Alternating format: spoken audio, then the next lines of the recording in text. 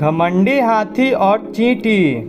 एक जंगल में एक हाथी रहता था। उसे अपनी ताकत पर बड़ा घमंड था। वह अपने सामने दूसरे जानवरों को कुछ नहीं समझता था। अपने मजे के लिए वह उन्हें हर समय तंग करता था। वह कभी किसी पक्षी के पेड़ पर बनाए घोंसले को उजाड़ देता तो कभी पूरा का पूरा पेड़ ही उखाड़ देता था। कभी बंदरों को उठाकर पटक देता तो कभी खरगोश को अपने पैरों तले रौंद देता। सभी जानवर उससे परेशान थे, लेकिन उसकी ताकत के सामने कुछ कर नहीं पाते थे। एक दिन हाथी नदी से पानी पीकर लौट रहा था। वहीं नदी किनारे एक पेड़ के नीचे चींटियों का बिल था। आसपास की चींटियां अपने काम में जुटी हुई थी। बरसात के पहले वे अपने बिल में भोजन इकट्ठा करने में मेहनत कर रही थी। हाथी को मस्ती सूझी और उसने अपनी सूंड में पानी भरकर चींटियों के बिल पर डाल दिया, जिसके कारण चींटियों का बिल उजड़ गया। अपना घर उजड़ जाने के बाद भी डर के कारण चींटियां हाथी से कुछ कह नहीं पा रही थीं। लेकिन एक चींटी को बहुत गुस्सा आया। वह बिना डरे तेज आवाज में हाथी से बोली,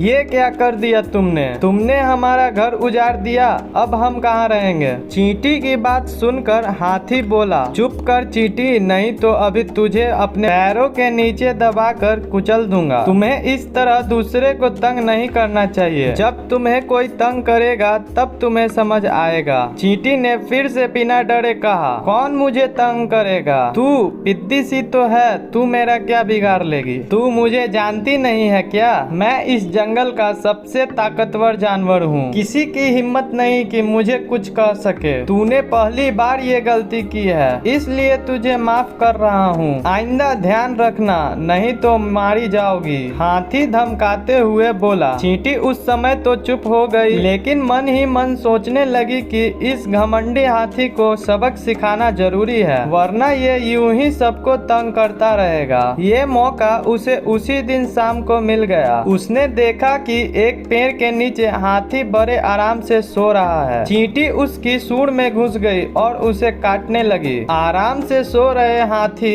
दर्द से छटपटा कर उठ गया। वह छटपटाते हुए अपनी सूंड इधर उधर हिलाने लगा। यह देख चींटी और जोर से उसे काटने लगी। हाथी से दर्द सहा नहीं जा रहा था। वह जोर जोर से रोने लगा और मदद की पुकार कर लगाने लगा, लेकिन उसकी मदद को कोई नहीं आता, क्योंकि उसने तो जंगल में सभी को परेशान कर रखा था। चींटी उसे काटती रही और वह दर्द से चीखता रहा। अंत में निडाल होकर वह जमीन पर गिर पड़ा और रो रो कर कहने लगा, क्यों मुझे परेशान कर रहे हो? मैंने तुम्हारा क्या बिगाड़ा है? यह सुनकर चींटी बोली, मैं वही चींटी हूँ जिसका और जिसके साथियों का घर तुमने उजाड़ दिया था। अब तुम्हें समझ आया कि जब तुम दूसरे को तंग करते हो तो उन्हें कैसा लगता है। मुझे सबक मिल गया है। मैं तुमसे माफी मांगता हूँ और वचन भी देता हूँ कि फिर कभी किसी को तंग नहीं करूँगा। सबसे मिलजुल कर प्रेम से रहूंगा। कृपया कर मुझे काटना बंद करो और मेरी सूंड से बाहर आ जाओ। हाथी रोते हुए बोला। चींटी को हाथी पर दया आ गई। उसे लगा कि अब हाथी का घमंड भी टूट गया है और उसे एक अच्छा सबक भी मिल गया है, इसलिए उसे माफ कर सुधरने का एक मौका देना चाहिए। चींटी हाथी की सूंड से बाहर आ गई। हाथी की जान में जान आई। उस दिन के बाद से हाथी सुधर गया। उसने जंगल के सभी जानवरों से अपने किए की माफी मांगी और वादा किया कि वह अब उन्हें कभी तंग नहीं करेगा। जानवरों ने उसे माफ कर दिया और उससे दोस्ती कर ली। हाथी भी सबका दोस्त बनकर बहुत खुश हुआ। इसके बाद जंगल में सभी जानवर आपस में मिलजुल कर रहने लगे।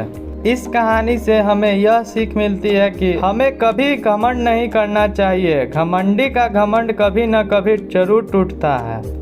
Thanks for watching. अगर आपको यह कहानी अच्छी लगी हो तो एक लाइक और एक प्यारा सा कमेंट जरूर से कर दीजिएगा। और ऐसे ही नई नई कहानियों के लिए हमारे चैनल को सब्सक्राइब करें और बेल आइकन को दबा दें।